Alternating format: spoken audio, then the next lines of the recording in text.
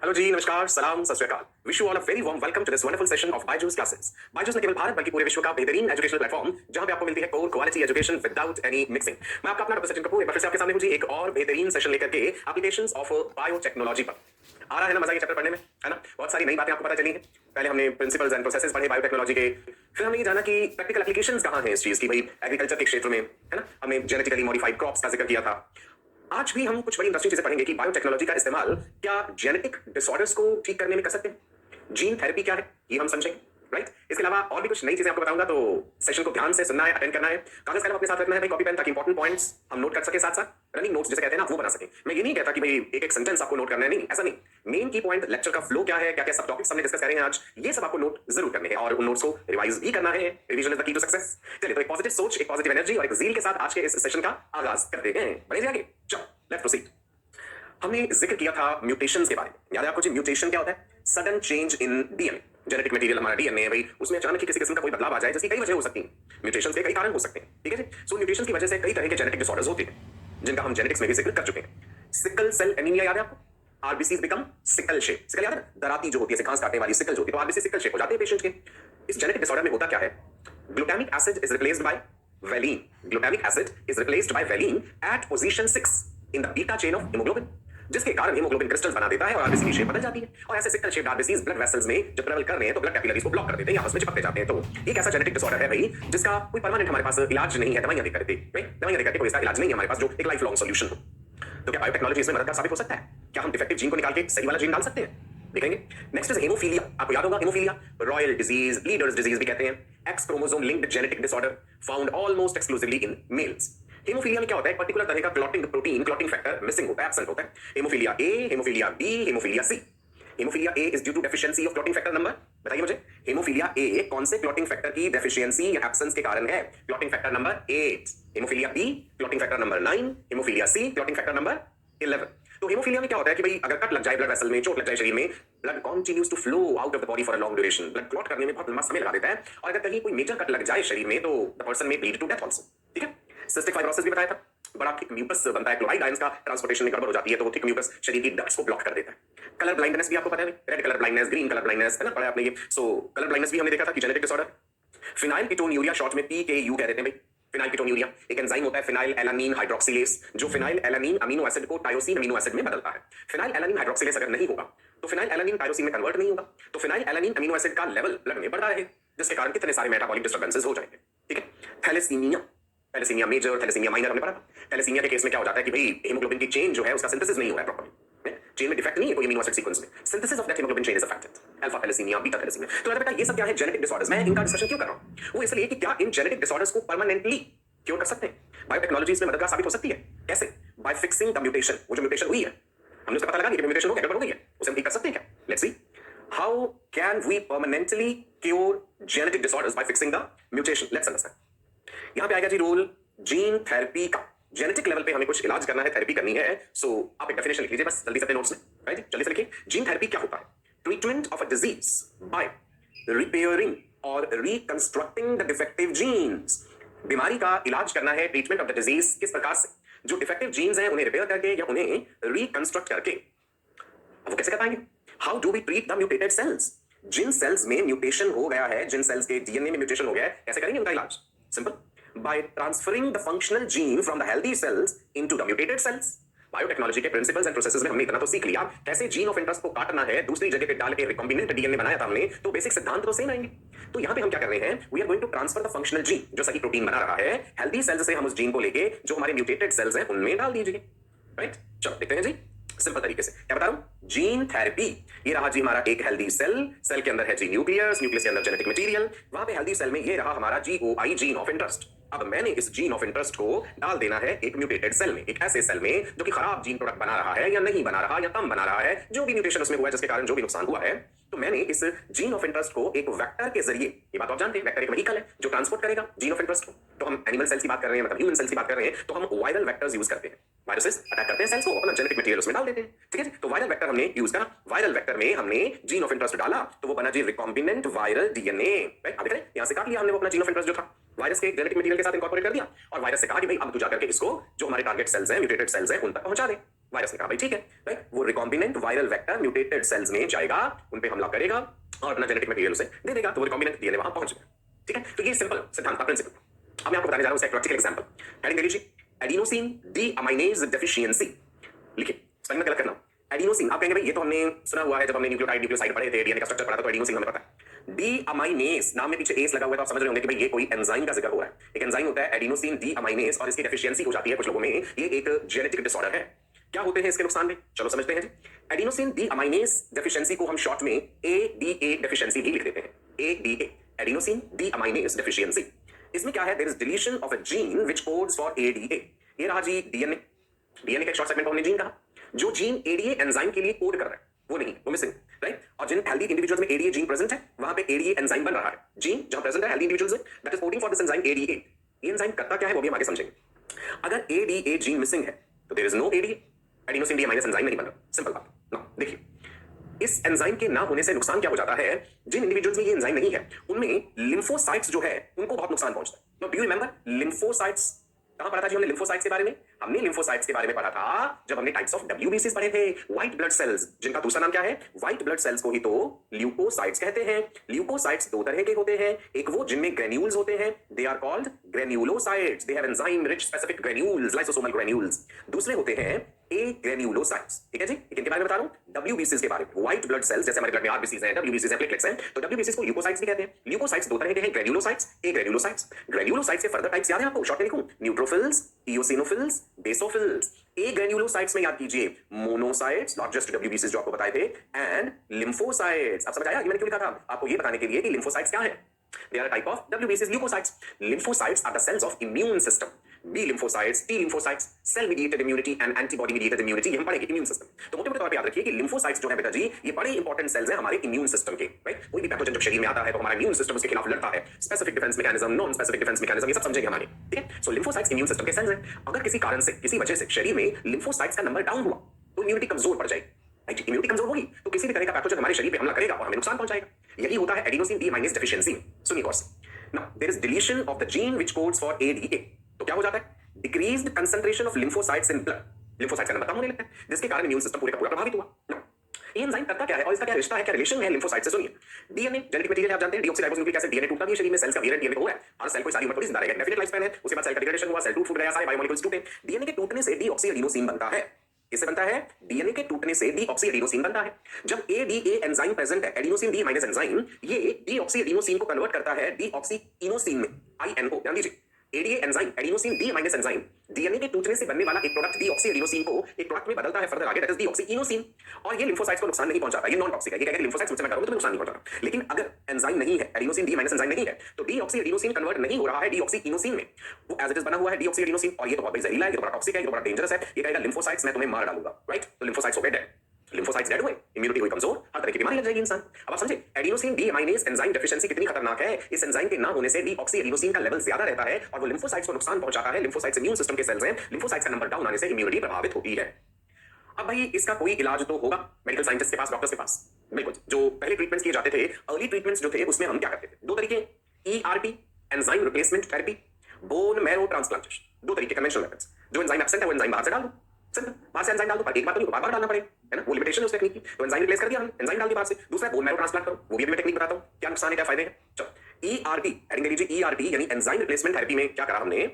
हमारे पास functional enzyme available, laboratory में functional adenosine deaminase enzyme लिया, इंजेक्शन में सिरिंज में हमने भरा और आप देख रहे हैं कि पेशेंट के शरीर में इंजेक्ट कर दिया। एडिनोसिन डीअमाइनेज एंजाइम पहुंच गया, वो डीऑक्सीएडिनोसिन को कन्वर्ट कर देगा, नुकसान नहीं पहुंचेगा लिम्फोसाइट्स को। लेकिन इस टेक्निक की लिमिटेशंस हैं। वो लिमिटेशंस क्या है? Number 1, it requires frequent injections. एक ही इंजेक्शन दे देने से तो उम्र भर काम नहीं चल जाएगा, है ना। वो एंजाइम जो अंदर पहुंचा शरीर में, कुछ समय बाद वो खत्म हो जाएगा। कांस्टेंट मॉनिटरिंग भी चाहिए, पेशेंट कुछ एलर्जी भी हो सकते हैं सिचुएशन के लिए, किसी तरह का एडवर्स रिएक्शन आ सकता है, और ये एक्सपेंसिव ट्रीटमेंट है, बहुत सारा पैसा खर्च होगा इसमें। और ये पूरी तरह से कंप्लीटली क्योर नहीं कर पाएगा एडीए डेफिशिएंसी को, कुछ हद तक राहत पहुंचा देगा, ये कोई परमानेंट सॉल्यूशन नहीं। तो एक और तरीका है bone marrow transplantation, BMT. Bone marrow याद है आपको क्या होता है? बोन्स का स्ट्रक्चर हमने पढ़ा, लॉन्ग बोन्स का स्ट्रक्चर पढ़ा था, मैंने बताया था कि बोन का ट्रांसफर सेक्शन काटें तो सबसे बाहर पेरिओस्टियम होता है, उसके बाद बोन का मैट्रिक्स होता है, फिर एंड ऑस्टियम है, फिर बोन की कैविटी के अंदर एक हेमोपोएटिक टिश्यू, बोन की कैविटी के अंदर एक हेमोपोएटिक टिश्यू होता है जिसे बोन मैरो कहते हैं। हेमोपोएटिक से मतलब क्या? Haemo is referring to blood. Haemopoietic tissue जो है, it forms blood cells and the blood corpus, मतलब आरबीसीज, डब्ल्यूबीसीज, प्लेटलेट्स यहां पे बनते हैं। तो अगर किसी इंसान में डिफेक्टिव सेल्स हैं बोन मैरो में, तो उसकी जगह अच्छा वाला बोन मैरो डाल दो, वो अच्छे सेल्स बनाता रहेगा। लेकिन ये भी इतना आसान नहीं होगा, इसकी भी लिमिटेशंस है। सुनिए, बोन मैरो ट्रांसप्लांटेशन क्या होता है? Replacement of a patient's defective bone marrow stem cells with healthy ones. Bone marrow के जो हेमोपोएटिक सेल्स हैं वो स्टेम सेल्स हैं तरह के, जो अलग अलग प्रकार के डब्ल्यूबीसीज और आरबीसीज प्लेटलेट्स यहां से सब कुछ बनता है। तो अगर वो डिफेक्टिव है तो उसकी जगह हेल्दी वाला डाल दो बोन मैरो, ठीक है। इसके लिए क्या चाहिए होगा? हमें डोनर चाहिए होगा, जिसके पास वो हेल्दी स्टेम सेल्स हैं और जो डोनेट करने का इच्छुक है, उसकी बोन में से बोन मैरो का स्मॉल अमाउंट निकाल के रेसिपिएंट के शरीर में डालना होगा, राइट। कौन सी बोन लेते हैं आप देख पा रहे हैं यहाँ पे? कैन यू गेस ये जो थाई रीजन में से बोन हमने हाईलाइट करी है ये कौन सी बोन है? ऑप्शंस दूं? Is it humerus, is it radius, is it ulna, is it tibia, is it fibula, is it femur? Thigh region कौन सी bone? Yes you got it right, हमने यहाँ पे ली है भाई फीमर बोन दिखाई है आपको, ठीक है जी। थाई रीजन की फीमर बोन में से बोन मैरो निकाला और वो बोन मैरो हमने रेसिपिएंट के शरीर में डाल दी। भाई इतना आसान नहीं है प्रोसीजर जैसे आपको दिख रहा है, कितने तरह के टेस्ट हमें करने पड़ेंगे कि डोनर बिल्कुल मैचिंग हो हमारे रेसिपिएंट के लिए, कोई वहां पे हमें कंपैटिबिलिटी इश्यूज ना आए, वरना रिजेक्शन हो जाता है ट्रांसप्लांटेड टिश्यू का, ऑर्गन का, किसी भी चीज का शरीर उसे रिजेक्ट कर देता है। नाउ देखिए इस टेक्निक की limitations. Number 1, lack of suitable donors. Donors मिलना इतना आसान नहीं है ना, हमें कंपैटिबिलिटी देखनी पड़ेगी, कई तरह के सेलुलर मार्कर्स हैं जो हमें मैच करने पड़ते हैं। डिफिकल्टीज है ट्रांसप्लांटेशन के साथ, राइट। एक्सपेंसिव ट्रीटमेंट है, यहां भी पैसा खर्च होगा बहुत सारा, and again it is not going to completely cure this problem. ये एडी डेफिशिएंसी पूरी तरह से बोन मैरो ट्रांसप्लांटेशन से भी क्योर नहीं होगी। चलिए क्या करना पड़ेगा? अब हमें करना पड़ेगा जीन थेरेपी। अब हम जेनेटिक्स के लेवल पे पहुंचते हैं कि वो जो डिफेक्टिव जीन है उसे भी कर दिया जाए, राइट। परमानेंट सॉल्यूशन मिल जाएगा, एडी एंजाइम परमानेंटली बनता रहेगा ना। अब आप सोचे होंगे कि वो हमने हेल्दी जीन जो इंट्रोड्यूस करना है वो शरीर के सारे सेल सोमेटिक सेल्स में करना पड़ेगा, या फिर हम इतनी इनिशियल स्टेजेस में कर दें वो चीज कि जब अभी जाइगोट ही बना है, बिकॉज अल्टीमेटली शरीर किससे बना है? एक सिंगल सेल जाइगोट से बना है। ओवा स्पर्मेटोजोआ फ्यूज हुए, फर्टिलाइजेशन हुआ, जाइगोट बना, है ना। मान लीजिए ये जो जाइगोट बना है, जो ये इंडिविजुअल बनाने जा रहा है ये जाइगोट, इसमें कहीं कोई समस्या है, एडी डेफिशिएंसी है, हमें नजर आ रही है चीज, तो हम जर्म लाइन जीन थेरेपी कर देंगे बिगिनिंग में ही, शुरुआत की स्टेजेस में ही, ताकि आगे जाके जो भी सेल्स बनेंगे वो सब हेल्दी रहे। So that means gene therapy दो प्रकार का हो गया, सोमेटिक सेल जीन थेरेपी या सादी भाषा में somatic gene therapy, and second is germ line gene therapy. तो आप हेडिंग देख लीजिए, दोनों प्रकार समझाऊंगा detail. Types of gene therapy, number 1 somatic gene therapy, number 2 germline gene therapy. Somatic cells and germinal cells में आप अंतर समझते हैं ना, जर्म सेल्स स्पर्मेटोगोनिया, oogonia वो जर्मिनल सेल्स हैं, बाकी शरीर के जितने भी सेल्स हैं सभी सोमेटिक सेल्स हैं, लेकिन अल्टीमेटली ये सारे सेल्स बने हैं एक सिंगल सेल जाइगोट से। आपको याद होगा ना, ओवा एंड स्पर्मेटोजोआ फ्यूज करते हैं तो जाइगोट बनाते हैं, जाइगोट से क्या बनता है जी? मॉरुला, मॉरुला से क्या बनता है जी? ब्लास्टुला, जैसे मैमल्स में ब्लास्टोसिस्ट भी कहते हैं, ब्लास्टुला से क्या बनता है जी? गैस्ट्रुला, फिर से पूरे का पूरा फीटस बन जाता है and then the newborn baby. ये सारी चीजें आपको पता है, ठीक है जी। यहां पे मैं जिक्र करने जा रहा हूं सोमेटिक जीन थेरेपी का। तो हम क्या करेंगे? पेशेंट के शरीर से हमने लिम्फोसाइट्स निकाले, पेशेंट के शरीर से लिम्फोसाइट्स निकाल लिए। चलिए फिर हमने क्या करा, ये जो लिम्फोसाइट सेल्स हैं हमने preparation of retroviral vector containing ADA complementary DNA. समझिए हमने क्या करना है कि ये जो सेल्स है ना, इनके अंदर हमने इंट्रोड्यूस करना है मनचाहा डीएनए, राइट, जो कि हेल्दी प्रोडक्ट बना पाए। तो वेक्टर्स इस्तेमाल करते हैं, वायरल वेक्टर हमने यूज करा। अगर वायरस का जेनेटिक मटेरियल आरएनए है तो हमें डीएनए कैसे बनाना है ये आप जानते हैं, right, reverse transcription process. So preparation of retroviral vector containing ADA complementary DNA. उसके बाद हमने वो जो मॉडिफाई हो गए लिम्फोसाइट्स, जिन लिम्फोसाइट्स में हमने इंट्रोड्यूस कर दिया है अच्छा वाला डीएनए जो कि प्रोडक्ट सही बना लेगा, अब हमें चाहिए कि भाई लैब में इनको कल्चर कर दो, मल्टीप्लाई होने का समय दो। तो modified lymphocytes are going to multiply in the body, in the laboratory. The modified lymphocytes are going to multiply in the laboratory. और उसके बाद हम क्या करेंगे, वो जो मॉडिफाइड लिम्फोसाइट्स हैं उन्हें वापस पेशेंट के शरीर में डाल देंगे। सो मुख्य तौर पे हमने क्या करा, जो सोमेटिक सेल्स थे, लिम्फोसाइट सोमेटिक सेल्स हैं, शरीर से बाहर निकाल के उनके साथ कुछ जेनेटिक मैनिपुलेशन करके सही वाला जीन इंट्रोड्यूस करके लैब में उन्हें कल्चर करा, उन्हें मल्टीप्लाई होने दिया। जब हमारे पास ढेर सारी संख्या में आ गए फिर हमने वापस ट्रांसफ्यूजन कर दिया पेशेंट के शरीर में। लेकिन इन लिम्फोसाइट्स का भी तो एक लिमिटेड लाइफ स्पैन होगा, उम्र भर तो ये काम नहीं करेंगे, है ना। तो बार बार ये ट्रीटमेंट कराना पड़ेगा। लिमिटेशंस क्या है इस टेक्निक की? Limited life span of such modified lymphocytes. उन मॉडिफाइड लिम्फोसाइट्स का लाइफ स्पैन लिमिटेड है। Periodic infusion of such lymphocytes is required by the patient. तो पीरियोडिकली डॉक्टर डिसाइड करेगा कि भाई कितने समय बाद फिर से दोबारा आना है, ये टेक्निक फिर दोबारा करनी पड़ेगी, खर्चा भी आएगा, परेशानी भी है, और ये कोई लाइफ लॉन्ग सॉल्यूशन भी नहीं रहा। ये थी somatic gene therapy. Second option germ line gene therapy. शुरुआत में इनिशियल स्टेजेस में ही हम ऐसा कर दें तो उसमें हमें क्या करना पड़ेगा? उसमें हमें जो एडीए जीन है, एडिनोसिन डीअमाइनेज एंजाइम को कोड करने वाला जीन जो है, that is introduced via the viral vector into, या तो फर्टिलाइज्ड एग में कर दीजिए, मतलब जाइगोट में कर दीजिए, या अर्ली एम्ब्रियोनिक स्टेजेस में कर दीजिए, है ना। जिस जाइगोट से आगे वाला इंडिविजुअल जो बनने वाला है और हमें पता है कि उस इंडिविजुअल में, उस पेशेंट में ये समस्या आएगी आगे जाके भविष्य में, है ना, क्योंकि जिन पेरेंट्स के गैमीट से वो बना है, अगर उनमें एंजाइम डेफिशिएंसी है तो ये आगे इनहेरिट होगी, तो वहीं पे रोक दिया जाए उस चीज को, वहीं पे सुधार कर दिया जाए। तो जाइगोट जब बना हमने उसमें सही वाला जीन डाल दिया, जाइगोट स्टेज में नहीं डाला तो अर्ली ब्लास्टोसिस्ट स्टेज में डाल दिया। अब इससे बनने वाले फिर आगे जो सेल्स होंगे वो वही सही वाला जीन, अच्छा वाला जीन इनहेरिट करेंगे। तो इसको हम कह देते हैं germ line gene therapy, right. इसके एडवांटेजेस, फायदे क्या है? सुनिए, embryonic cells give rise to haematopoietic cells which produce lymphocytes. अब देखो जाइगोट तो एक सिंगल सेल है, इसमें कोई अलग से जर्मिनल सेल, सोमेटिक सेल नहीं, कुछ भी डिफरेंशिएट हुआ। जाइगोट आगे जाके बना देगा मॉड्यूला, मॉड्यूला बना देगा आगे जाके ब्लास्टुला, जैसे हम ब्लास्टोसिस्ट कह रहे हैं। अब इन्हीं स्टेजेस में आके सोमेटिक सेल्स, जर्मिनल सेल्स अलग होने लगते हैं। ब्लास्टोसिस्ट का इंप्लांटेशन आपने पढ़ा है, टेस्टिस कैसे बनेंगे, ओवरीज कैसे बनेंगे। तो शुरुआत की इनिशियल स्टेजेस में ही जर्मिनल सेल्स अपने आप को अलग कर लेते हैं सोमेटिक सेल्स। तो दो तरह के सेल्स बनेंगे शरीर में, सोमेटिक सेल्स और जर्मिनल सेल्स, राइट। अगर मेल है एम्ब्रियो, अगर जाइगोट XY है तो टेस्टिस बनेंगे, तो जर्मिनल सेल्स यानी स्पर्मेटोगोनिया जो है टेस्टिस में सेटल होना है उन्होंने, और अगर वो ओवरीज बनने हैं XX एम्ब्रियो तो वो oogonia को जाके ओवरीज में सेटल होना है, राइट। मेरा कहने का मतलब ये है शुरुआत की स्टेजेस में, डेवलपमेंटल स्टेजेस में germinal cells and somatic cells अपने आप को एक दूसरे से अलग कर लेते हैं, लेकिन अल्टीमेटली ये दोनों बने किससे हैं? उसी सिंगल सेल डिप्लॉयड स्ट्रक्चर से, that is called zygotes, right? So यही सेल्स जो है, सोमेटिक सेल्स जो है, इन्होंने आगे जाकर के शुरुआत के जो सोमेटिक सेल्स हैं, एम्ब्रियोनिक सेल्स जैसे मैंने कह दिया, यही से ब्लड सेल्स बनाने वाले हेमोपोएटिक स्टेम सेल भी अलग हो जाएंगे और वहीं से लिम्फोसाइट्स बनने हैं विदाउट जेनेटिक डिफेक्ट। अब उनमें कोई जेनेटिक डिफेक्ट नहीं आएगा क्योंकि हमने जाइगोट वाली स्टेज में सुधार कर दिया था और ये through out the organisms life span ये अच्छे वाले लिम्फोसाइट्स बनाते रहेंगे। तो हमने एडिनोसिन डीअमाइनेज एंजाइम डेफिशिएंसी के लिए एक तरह से परमानेंट क्योर ढूंढ लिया। कैसे? जर्म लाइन जीन थेरेपी से। क्लियर है जी? सो बायोटेक्नोलॉजी की एडवांटेजेस का जिक्र चल रहा था जहां पे आप जीन थेरेपी पढ़ रहे हैं। एक बार डिफरेंसेस देख लें जी। Somatic gene therapy and germ line gene therapy में क्या अंतर होता है? देखिए जी, सोमेटिक जीन थेरेपी में हम क्या कर रहे हैं?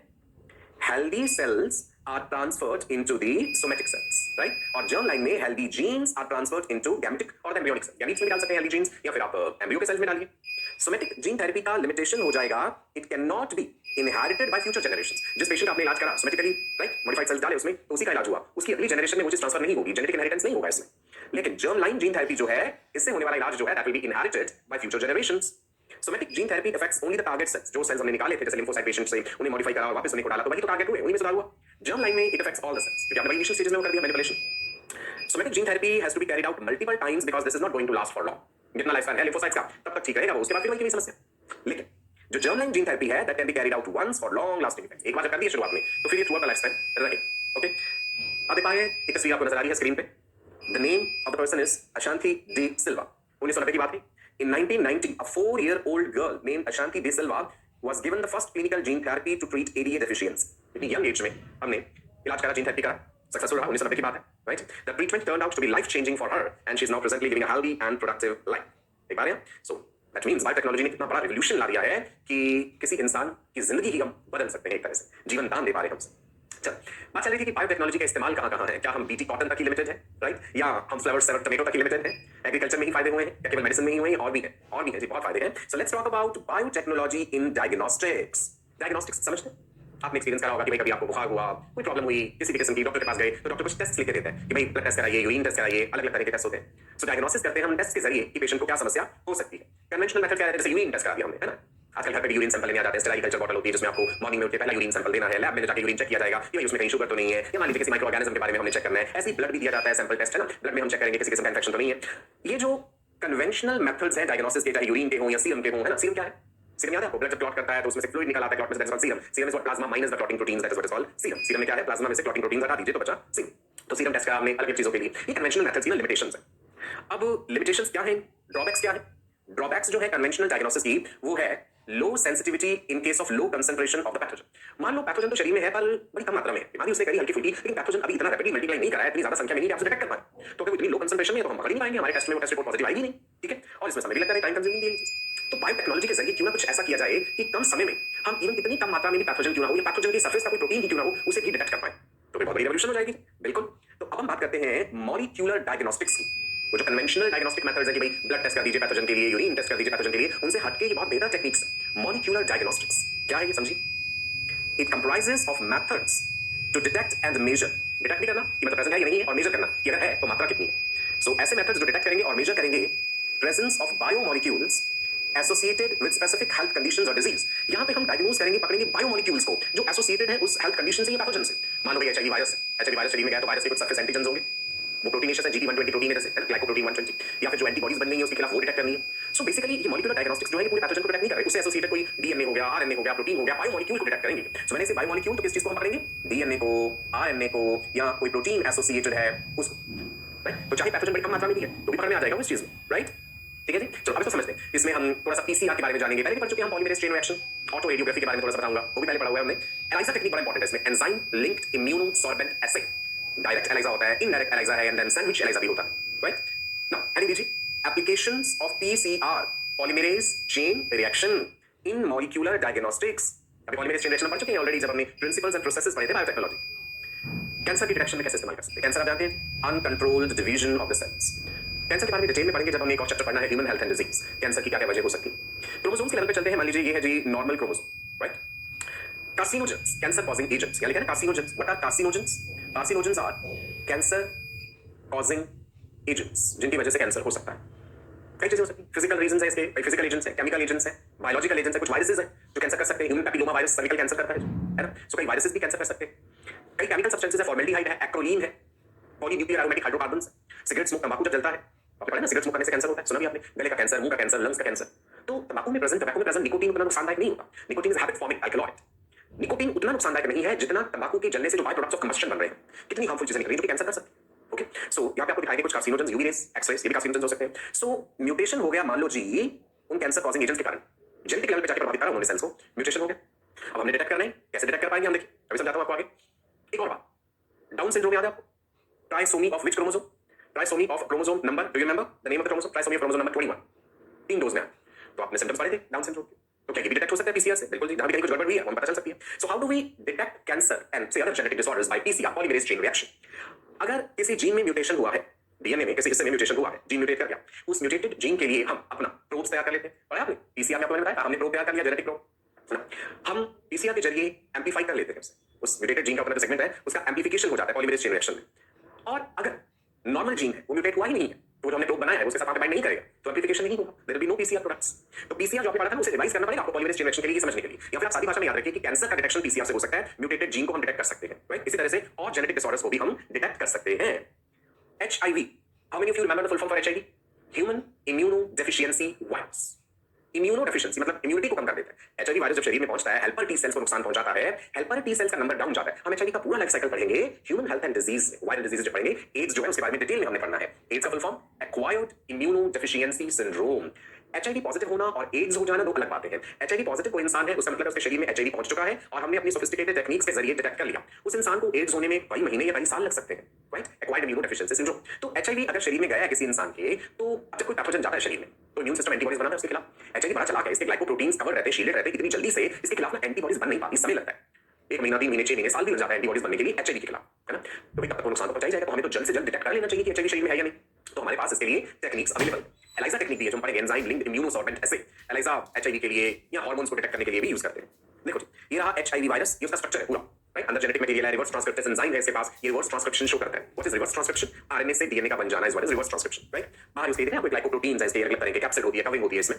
सो हमने क्या करा, एचआईवी का आरएनए सीक्वेंसिंग करके हमने रिवर्स ट्रांसक्रिप्टेज एंजाइम के जरिए हमने इसका सीडीएनए बना लिया लैब में। इट हम कर चुके, कॉम्प्लीमेंट्री डीएनए हमने बना लिया जी इसके लिए, ठीक है ना? अब हम डिटेक्ट कैसे करते हैं? पॉलीमरेज चेन रिएक्शन के जरिए। पीसीआर का बेसिक सिद्धांत आपको याद होना चाहिए। मान लीजिए ये रहा हमारा एचआईवी स्पेसिफिक जीन जो एचआईवी ने इंट्रोड्यूस करे है सेल्स में, है ना? ये एचआईवी स्पेसिफिक जीन जो है, पेशेंट का डीएनए जो हमने लिया उसमें हमें एचआईवी स्पेसिफिक जीन दिखा, हमने पीसीआर टेक्निक के अलग-अलग साइकिल्स करके, मल्टीपल साइकिल्स करे, प्रोडक्ट हमें ये मिला, that means the person is HIV positive. आपको बहुत ज्यादा डिटेल में भी नहीं जाने की जरूरत, आप बेसिक सिद्धांत समझ लीजिए। पॉलीमरेज चेन रिएक्शन के जरिए हम एचआईवी डिटेक्शन कर लेते हैं, ओके? पीसीआर रिवाइज जरूर कर लीजिएगा बेटा। सुनो, applications of PCR in diagnosis, कहां-कहां? To detect the mutated genes in suspected cancer patient, suspected है पेशेंट, हमने पेशेंट का बायोप्सी किया, हमने टिश्यू लिया, टिश्यू सैंपल लिया और हम वहां पे हिस्टोपैथोलॉजिकल स्टडीज परफॉर्म करते हैं। हमें कई टेक्निक्स करनी पड़ती हैं कैंसर डिटेक्ट करने के लिए, जिसमें पीसीआर का भी रोल है। We can also detect abnormal genes that cause the genetic disorders, अलग-अलग तरह की बीमारियों के लिए। We can also detect HIV in the suspected HIV patients. देखो, HIV के शरीर में जाने के अलग-अलग रूट्स आपको पता है। How does HIV spread? Through unprotected sexual intercourse, right? Through blood transfusion or blood product transfusion, through use of contaminated syringes, needles, है ना? Blades, razors, मदर के ब्रेस्ट मिल्क से बेबी तक। अगर प्रेग्नेंट फीमेल एचआईवी पॉजिटिव है, उसके uterus में जो बेबी डेवलप होगा, देयर आर चांसेस कि एचआईवी प्लेसेंटा क्रॉस करेगा और बच्चे तक पहुंचेगा। इस तरीके से भी एचआईवी चलेगा, है ना? अब एचआईवी किसी के शरीर में आ गया, अब उस इंसान को नहीं पता, मान लीजिए किसी का 4 दिन 5 दिन पहले अनप्रोटेक्टेड सेक्सुअल इंटरकोर्स हुआ है और उस इंसान को डर है कि कहीं वो एचआईवी पॉजिटिव तो नहीं हो गया, तो इतनी कम ड्यूरेशन में इतनी जल्दी हम ब्लड में नहीं डिटेक्ट कर पाएंगे एचआईवी, है ना? समय लग जाता है इसमें। It can be 15 days, it can be 1 month. अगर 15 डेज पे टेस्ट पॉजिटिव नहीं आया तो हम 1 महीने पे करेंगे, 1 महीने पे नहीं आया तो हम कहेंगे पेशेंट को 3 महीने बाद कराइए, 3 महीने पे पॉजिटिव नहीं आया तो 6 महीने पे कराइए। सो टाइम लग जाता है उसके खिलाफ एंटीबॉडीज बनने में, समय लगता है, ओके ना? पीसीआर टेक्निक है हमारे पास जल्द से जल्द जानने के लिए।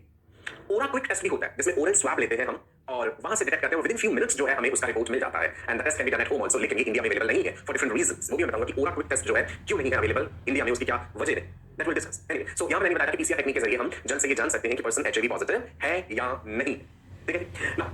ये क्या है जी, डीएनए फिंगरप्रिंटिंग के स्टेप्स।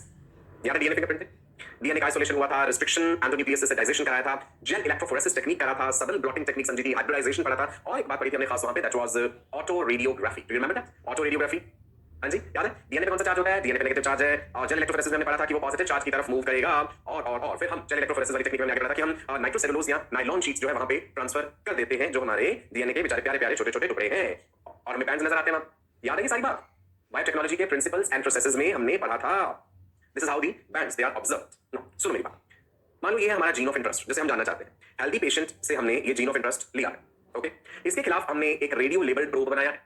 प्रोब एक आर्टिफिशियली डिजाइन जो डीएनए का सेगमेंट है, ये है जी प्रोब। अगर यहाँ पे सीक्वेंस है सी जी टी सी ए, तो प्रोब पे उसका कॉम्प्लीमेंट्री सीक्वेंस है। ये प्रोब हाइब्रिडाइजेशन टेक्निक याद कीजिए, ये प्रोब जाकर के जुड़ गया हमारे उस जीन ऑफ इंटरेस्ट के साथ। अब ये रेडियो लेबल्ड है, ये प्रोब जो था ये रेडियो लेबल्ड है। हमारा मकसद यही था कि हम इसे ऑटो रेडियोग्राफी टेक्निक के जरिए डिटेक्ट कर सके। देखो ये नजर आ गया हेल्दी सैंपल जिसमें हमें जीन ऑफ इंटरेस्ट जिसके खिलाफ वो प्रोब बनाया था वो वहां पे जुड़ गया ना। अगर हम पेशेंट का सैंपल लेंगे डीएनए का, वहां पे हमें ये रेडियो लेबल प्रोब उसके साथ नहीं जुड़ेगा, क्योंकि वहां पे वो जीन ऑफ इंटरेस्ट नहीं है, वो म्यूटेट हो चुका है। हमने तो यही जाना था कि ये हेल्दी सैंपल है, म्यूटेटेड सैंपल है, ये इसके खिलाफ एक प्रोब है, ये सिर्फ हेल्दी सैंपल से जुड़ता है, ये इसके साथ जुड़ा, ये इसके साथ नहीं जुड़ेगा क्योंकि यहाँ पे म्यूटेशन हो रखा है, वो कॉम्प्लीमेंट्री सीक्वेंस उसे मिल ही नहीं पाएगा। क्लियर है जी? Right now one very important technique that is enzyme linked immunosorbent assay, जिसे शॉर्ट में एलाइजा टेक्निक भी कहते हैं। अब इसमें एंजाइम लिंक्ड क्यों कहा? क्योंकि हम ऐसी एंटीबॉडीज इस्तेमाल करने जा रहे हैं जो एंजाइम के साथ लिंक्ड हैं, जो एंजाइम के साथ जुड़ी हुई हैं। सो एलाइजा का बेसिक प्रिंसिपल एंटीजन एंटीबॉडी का इंटरेक्शन है। एंटीजन क्या होते हैं, एंटीबॉडीज क्या होती हैं, एंजाइम उसके साथ जुड़ने पे उसे हम एंजाइम लिंक्ड एंटीबॉडी कह देते हैं, कॉन्जुगेटेड एंटीबॉडी कह देते हैं। ये सब चीजें आपको अगले सेशन में डिटेल में समझाऊंगा। एलाइजा के जरिए पैथोजन का इंफेक्शन डिटेक्ट होगा, antibodies against the pathogen detect होंगी, और एलाइजा टेक्निक से हम कई तरह के हार्मोन्स को भी डिटेक्ट करते हैं। राइट, तो आज के इस सेशन के लिए इतना ही। मॉलिक्यूलर डायग्नोस्टिक्स की बात हम कर रहे हैं कि बायोटेक्नोलॉजी का इस्तेमाल किस तरह से एक रेवोल्यूशनरी तरीके से उभर के सामने आया है डायग्नोस्टिक्स के फील्ड। ठीक है, सो अगले सेशन में हम एलाइजा टेक्निक पढ़ेंगे। I tell you about direct ELISA, I tell you about indirect ELISA also. तब तक के लिए मैं आपका अपना डॉक्टर सचिन कपूर आपसे विदा लेता हूं। आपको नमस्कार कहता हूं।